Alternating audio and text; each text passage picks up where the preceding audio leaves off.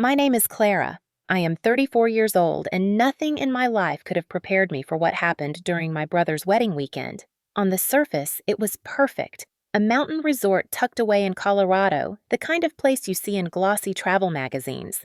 My parents were laughing glasses clinking. My brother Noah looked happier than I had ever seen him. The bride, Ariana, was radiant. I remember thinking maybe this is what peace feels like. But then came day 3. It was a late morning brunch in the open-air dining terrace. The sun filtered softly through the pines.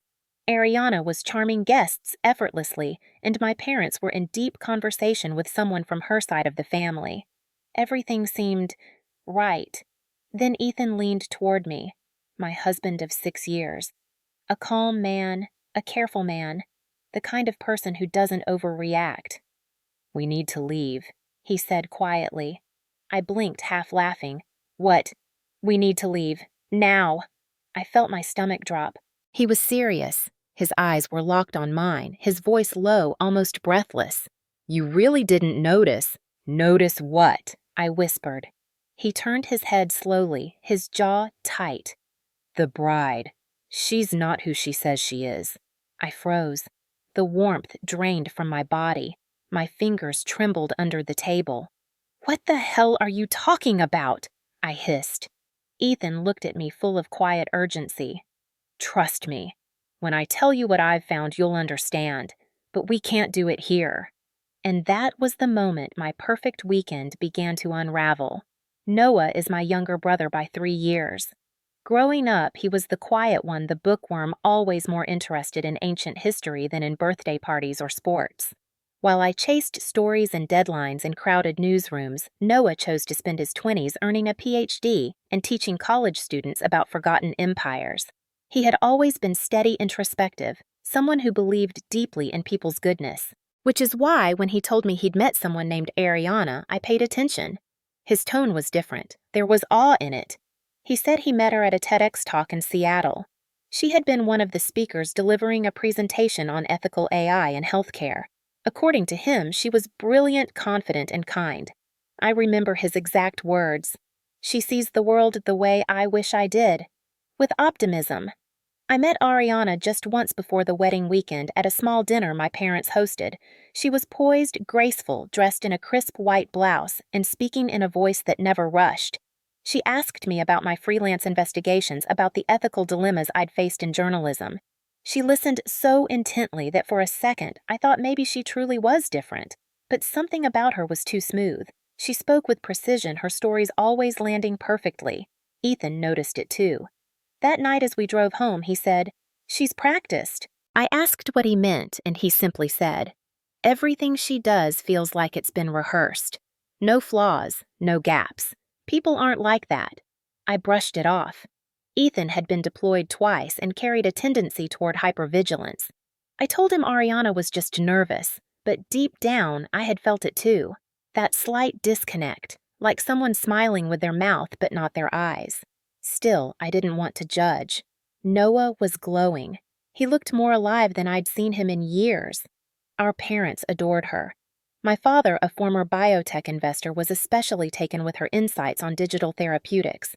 My mother, who values manners and subtlety, called her a rare find. And maybe that's why I pushed away my doubts. I wanted so badly for Noah to have this. He'd been through a brutal breakup 4 years ago when the woman he was planning to propose to left him for her lab supervisor. It destroyed him. For nearly a year, he barely left his apartment. Seeing him like that, numb and hollow, had been one of the hardest things I'd witnessed. So when Ariana came into his life and pulled him out of that darkness, I thought, no, I hoped maybe she was the real thing. Maybe Noah was finally being rewarded for the quiet way he had always loved. Ethan, meanwhile, remained watchful. He never voiced open suspicion, but he asked questions. Subtle ones. How long had Ariana been in the AI space? Where were her patents filed? Had I read any of her published research? I hadn't. Noah said most of her work was in stealth mode due to investor confidentiality. That sounded plausible enough. I'd met plenty of founders who operated under NDA-heavy restrictions. Still, something about the vagueness nagged at me. Ethan's background as a military psychologist meant he noticed inconsistencies faster than most people, but I chalked it up to his profession. By the time the wedding weekend rolled around, all my doubts had been pushed so far down I barely felt them anymore. Ariana had planned the event herself, a 3-day retreat-style wedding in the mountains of Colorado. It was tasteful, minimalistic, and absurdly expensive. Ethan raised an eyebrow at the cost, and Noah explained that Ariana's startup had recently secured a large seed round from Silicon Valley investors. She wanted to celebrate big, he said with a grin. After everything she's built, she deserves this. I smiled and nodded. I wanted to believe him. I wanted to believe in her, because if she was real, then maybe happy endings weren't just for stories. Maybe Noah, my brilliant gentle brother, had finally found someone who saw him not just as a professor or a project, but as a man worth standing beside. But deep inside, something still felt off. I just wasn't ready to admit it. Not yet. We arrived at the resort on a Thursday afternoon.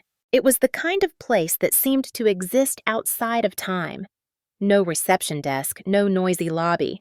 Just a winding road that led to a cluster of modern cabins surrounded by pines and snow-dusted trails. The air was thin and clean, and the silence felt intentional. No cell towers for miles. Wi-Fi was limited to the main lodge, and even that was spotty. Ariana had chosen this place for its tranquility, a tech detox, she called it. I found that ironic. For someone who built her brand on the future of AI, she seemed eager to escape the world she was shaping. As we stepped out of the rental car, an assistant wearing a gray uniform greeted us and directed us to our cabin. Noah came jogging out of the lodge a moment later, his arms wide open, smiling like a kid seeing his favorite cousins. He hugged me so tightly I had to laugh. Then he turned to Ethan and gave him a solid handshake. "You made it," he said. "You really came." "Of course we did," Ethan replied. "Wouldn't miss it for anything." Noah looked healthier than I had seen him in years. His eyes were bright, and there was a lightness in his voice I barely recognized. "Ariana's down by the lake with her team," he said. "She's finalizing the mindfulness setup for tonight." "Mindfulness setup?" I asked. "Yeah?" Noah chuckled. "She planned a short grounding ceremony. Breathwork journaling, that sort of thing, just to get everyone aligned before the wedding energy starts." I raised an eyebrow. Ethan gave me a look. We'd both been to enough wellness retreats to recognize when something was overly curated. But I smiled. "Sounds peaceful." "It will be," Noah said. "She wants this weekend to feel like a reset for everyone, especially for you and Ethan. She knows how much you both carry." That stopped me. I hadn't expected Ariana to think about us, to know about Ethan's work with veterans or my long nights writing investigative reports that made enemies more than friends. I suddenly felt exposed, seen in a way that was both flattering and unsettling. Later, as we unpacked in our cabin, Ethan sat on the edge of the bed and looked around. "This place is expensive," he said. "Like private sponsor expensive." "She has funding," I reminded him. "And she's generous." He murmured. "I'll give her that." The room was minimal, all soft wood and white linens with massive windows that looked out onto a stretch of forest. There was no TV, no clock. Just a leather-bound journal on the nightstand with a note from Ariana. "Take this time to reflect, reconnect, and breathe. Welcome to your new beginning." That evening, the welcome dinner was held outdoors under a canopy of Edison bulbs strung between the trees. Long wooden tables were set with ceramic plates, dried wildflowers, and menus printed in calligraphy.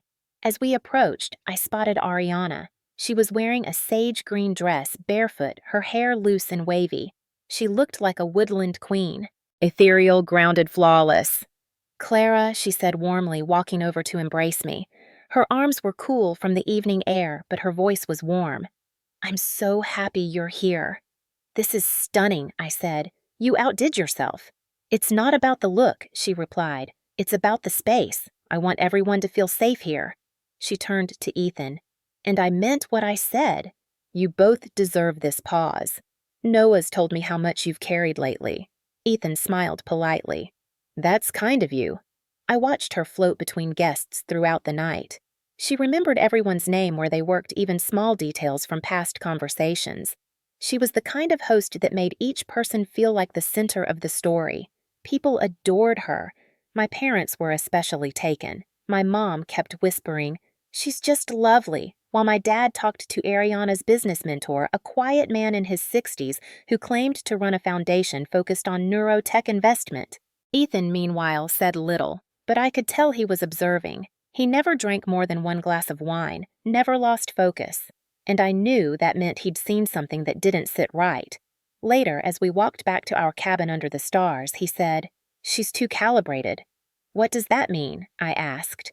"Everything she does feels like it's optimized, as if she studied the human response to charm and replicated it perfectly. You know what that reminds me of?" I waited. "AI," he said. "Only better." I said nothing, because deep down, I was starting to see it too. The second day began with sunrise yoga on the lake deck. Ariana stood at the front, guiding everyone through breathwork and gentle poses. Her voice carried over the still water like a meditation app. It was peaceful. Too peaceful. I kept looking over at Ethan, who lay on his mat with his eyes closed, but his hands tense at his sides. After yoga, we gathered in the main lodge for a silent breakfast. No phones, no chatter. Just handwritten notes at each place setting that read, "Savor the moment. Let presence be your guide." Ethan nudged his card toward me. "Is this a wedding or a cult retreat?" he whispered. I smiled, but said nothing. The line was getting blurry. As the morning went on, Ariana disappeared multiple times. She would step away to take calls, then return with a soft smile and some new piece of information about how dinner was being rearranged or how the lighting needed subtle adjustments. Once, while looking for the restroom near the staff hallway, I passed a small open office. Inside, Ariana stood in front of a laptop speaking into her phone. Her voice was different. No lilt, no calm. It was clipped and directive. "The account needs to clear by Sunday. Everything's prepped.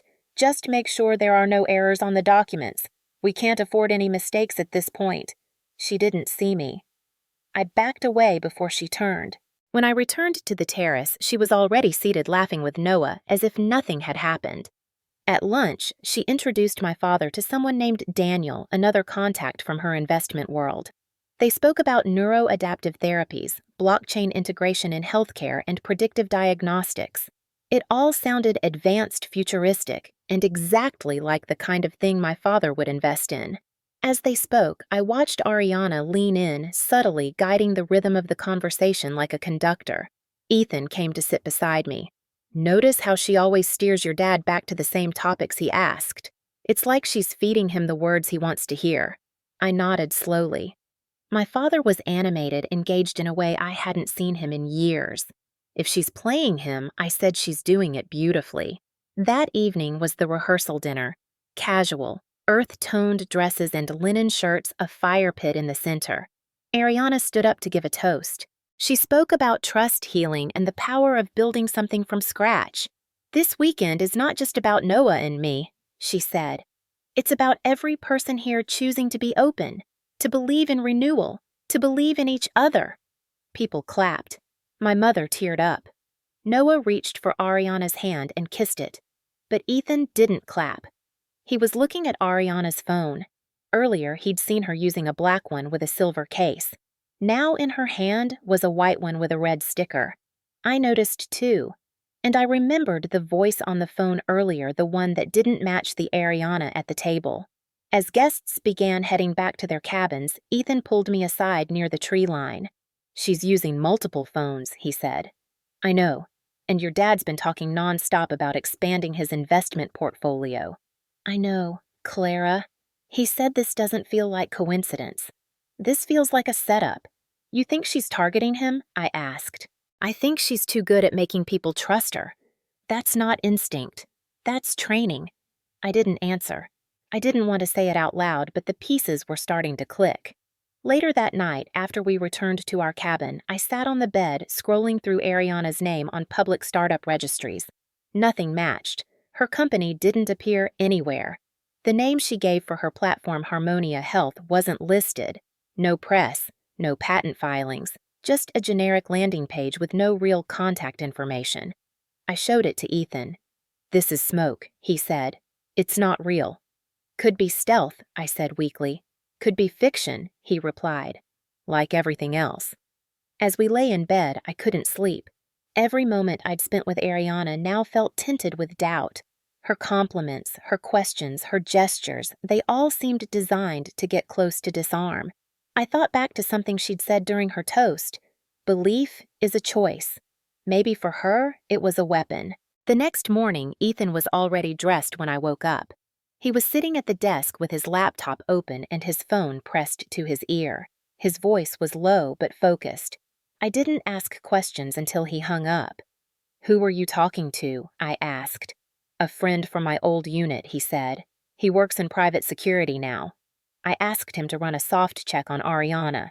"What?" I sat up. "You're having her investigated." "Clara, listen to me. Something is wrong. She's got multiple phones, no digital footprint, and she's way too invested in your dad's portfolio. I'm not trying to destroy a wedding. I'm trying to stop a disaster. Noah will never forgive us if you're wrong. And what if I'm right?" He stared at me calm but unwavering. I didn't have an answer. The rest of the morning passed in a blur. Ariana was leading another wellness session in the woods, this time involving silence and guided reflection. I watched her from a distance, surrounded by bridesmaids with their eyes closed, hands on hearts. Ethan stayed back at the cabin. At lunch, he returned with news. He handed me his phone. On the screen was a list of names. Layla Ruiz, he said, born in Arizona, changed her name 4 times. Ariana is one of them, and Harmonia Health doesn't exist. It's not registered anywhere. She's not a founder. She's a fiction. I scrolled through the files. One of the identities, Isabel Mora, was connected to a legal case in Texas. Fraud. Another identity, Jade Sinclair, was linked to a dissolved consulting firm flagged for investor manipulation. There were mugshots, blurred reports, mentions of sealed records. It was all there. "Oh my God," I whispered. "She's done this before." "At least 3 times, Ethan said. "Same pattern: charm, emotional alignment, access to financial targets, then vanish. What about her team, her family actors, contractors? Some of them change too, depending on the alias she's using." I felt sick. My head spun with memories, her calculated words, her gaze on my father, her ability to read a room and pivot like a chameleon. "She's already inside," I said. "She has access to Noah, to our parents, to their trust." "And she's running out of time," Ethan replied. "If she follows her old pattern, she'll move soon. Usually right after the wedding. That's when the transfer happens." I felt a chill run down my spine. "What do we do?" "We get proof," he said. "Hard proof. Something undeniable. And then we confront her. All of us. Noah won't believe it. He will if we show him everything, but we have to move now." That evening, while the others gathered for another group dinner, Ethan and I split up. He pretended to mingle, taking subtle photos of Ariana with different guests. I slipped into the staff hallway near the admin office. I found a tablet left open on a desk. The screen displayed an email draft addressed to a foreign investment firm. Attached were PDFs titled "Projected Portfolio Expansion and Family Asset Breakdown." I took photos of everything. My heart pounded. I returned to Ethan with the images. He reviewed them quickly and nodded. "She's preparing the extraction," he said. "This confirms it. She's targeting your father. Noah was just the access point." I looked back toward the dinner tent where Ariana was leading a group laugh over some story. Her eyes sparkled in the lantern light. She was winning, but not for long. That night, Ethan didn't sleep. He sat by the window with his laptop reviewing every detail, every document. I lay in bed pretending to rest, but my mind was racing. At 4 a.m., he turned to me. "It's confirmed. Layla Ruiz is her legal name. She's wanted for questioning in California and Nevada. Multiple fraud cases, all targeting mid-size investors or private equity managers. Always through charm, emotional leverage, and elaborate backstories." I sat up. "And Noah collateral," he said. "A gateway, not the goal." I felt like I couldn't breathe. Every laugh, every embrace, every toast from her, it had all been designed. The next morning, we went straight to the only place on the property with a stable connection, the management office. Ethan's friend had sent over a more complete dossier along with links to archived news articles and court records. There were quotes from men who had trusted her, photos from past weddings, different names, same face, always the same tactics. Ethan printed everything. We arranged it into a binder and took it back to our cabin. "We show this to Noah today," he said. "We don't wait." I nodded, but my hands were trembling. Midday, we pulled Noah aside. He was helping set up the ceremony arch by the lake, humming to himself. "We need to talk," I said. He looked at us and laughed nervously. "You two look serious." "We are," Ethan said. We led him back to our cabin and closed the door. I handed him the binder. "Please," I said softly. "Read this. All of it." For the next half hour, Noah sat in silence, page after page. His face turned pale. His hands began to shake. He looked up once, eyes wide with disbelief, then back down. When he finally spoke, his voice cracked. "This isn't possible." "I wish it weren't," Ethan said. "But it's real." "No," Noah said, shaking his head. "She told me things no one else knew. She saw me. She saw a target," I said more gently than I meant to. "She's done this before, Noah. The same script, the same manipulation. I let her in," he whispered. "I brought her into our family. She's the one who lied," Ethan said. "You trusted her. That's not weakness. That's being human." Noah looked destroyed, but then his jaw clenched. "We confront her," he said. "Today, before the ceremony." "We will," I said, "together." An hour later, we gathered my parents, asked them to meet us in the reading room by the main lodge. My father looked confused, my mother worried. Noah stood at the center holding the binder. "This is about Ariana," he said. My parents stiffened. My mother's lips parted, but she didn't speak. Noah continued. "She's not who she says she is. Her real name is Layla Ruiz. She's been running a long con against this family, against Dad." He opened the binder and began to show them everything. At first, my father pushed back. "This can't be right. She's brilliant. She's introduced me to conspirators." Ethan interrupted. "Actors' partners in her network. She's built a stage." My mother was trembling. "I knew it," she whispered. "I knew something didn't feel right."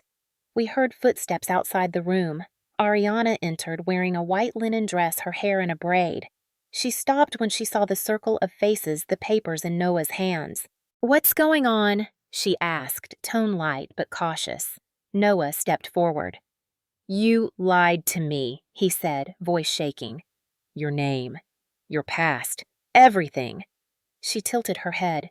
"Noah, what are you talking about?" "Layla Ruiz," he said. "Sound familiar?" For a split second, her face changed, a flicker of something cold calculation. Then it was gone. She gave a small confused smile. "I think there's been a mistake." "No," Ethan said. "There hasn't. We have your record, your aliases, the men you've conned, the money you stole." Ariana looked around the room, her posture straightening. "You're all insane," she said flatly. "I should leave." "This is harassment." My father blocked the door. "You're not going anywhere." Her eyes narrowed.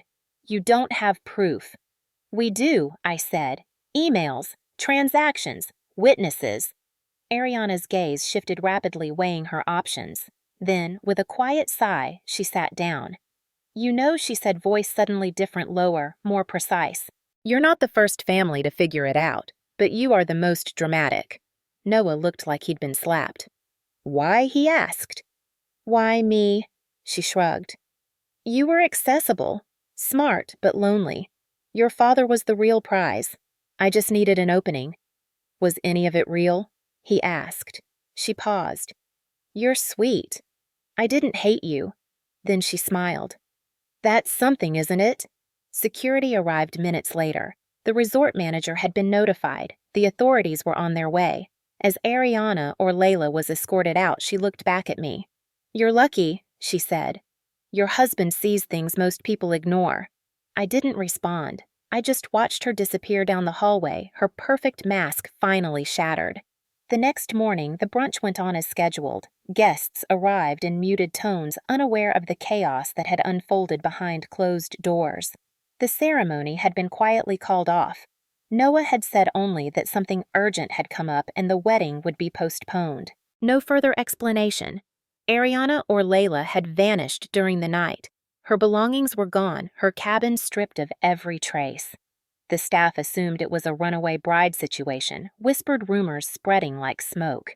Ethan and I sat at the far end of the terrace with my parents. The table was full of untouched plates. My mother stared at her coffee. My father rubbed his temples silent. I watched Noah from a distance. He was standing by the edge of the lawn staring into the trees. He hadn't spoken much since the confrontation, hadn't cried either, just held everything inside like a stone. Then quietly, Ethan leaned in toward me. His hand rested on my knee, steady and warm. "We need to leave," he whispered. "Now?" I looked at him confused for a moment. "Why?" "Because she's not finished." My breath caught. "She's gone." "She left physically," he said, "but she got into your father's system. She was preparing for a transfer. I don't know how much she accessed or if she's already taken anything, but we need to act before she makes a move from wherever she's hiding." I nodded slowly. "We go straight to the city. We meet with the bank, with the legal team." "Exactly." He stood and kissed my temple. "Go get your things. I'll get the car." I rose from the table and crossed the terrace. Noah turned when I reached him. His eyes were red-rimmed but dry. "You're leaving?" he asked. "We have to," I said. "There's more to clean up." "She wasn't just after your heart, Noah. She was after everything." He looked down at the grass. "I thought I finally found someone who saw me." "She saw you," I said gently, "but not the way you deserved." He didn't reply, just nodded once slowly. As I walked away, I turned back. He was still standing there alone, the weight of betrayal pressing into his shoulders like snowfall. I knew it would take him months to recover, maybe years, but I also knew this wasn't the end of his story. It was the reckoning before the healing. Ethan pulled up the rental car and I climbed in. We drove down the winding path away from the resort, away from the carefully crafted illusion that had almost destroyed my family. I looked out the window at the tall trees, the light cutting through their branches like truth slicing through a lie. And that was the moment I truly understood what Ethan had seen long before any of us dared to look. By the time we reached Denver, Ethan had already called his contacts at the cybercrime division of a federal agency. We checked into a hotel near the financial district and began making phone calls. My father, though shaken, cooperated fully. He granted temporary access to his encrypted investment dashboards and his firm's internal records. Ethan looped in a digital forensics expert from his network.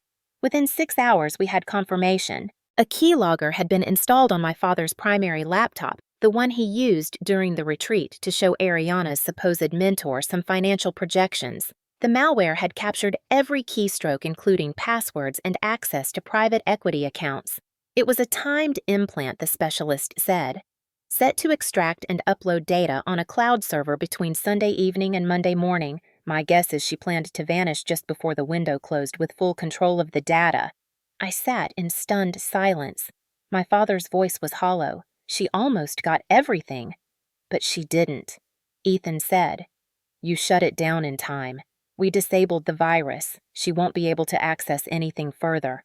"What about what she already has?" I asked. "We're working on that," the specialist replied. "We're trying to trace the relay server. She's smart but not invisible. With a subpoena, we can follow the path back to her and build a strong case." That night, we met with a white-collar crime attorney. He reviewed the files and listened quietly as Ethan recounted everything. When we were done, he leaned back in his chair. "She's done this before," he said, "and from what I'm seeing, she's done it well. But she's also gotten lazy, reusing identities, slipping in small ways. That makes her traceable." "What's the next step?" my father asked. "We file a formal criminal complaint. We notify your firm's clients and stakeholders carefully and honestly, and then we press charges. Fraud, identity theft, cyber intrusion, criminal conspiracy. She won't walk away from this one."